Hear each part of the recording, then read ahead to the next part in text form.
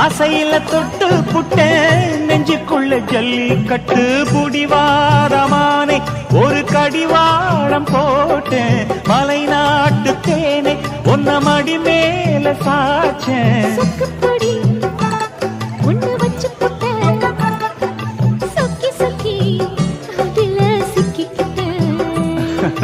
கிச்சிலி சம்பா குத்தி எடுத்தே மொச்ச குழம்பும் வச்சு எடுத்தே ஆமாடி அதுக்காகத்தான்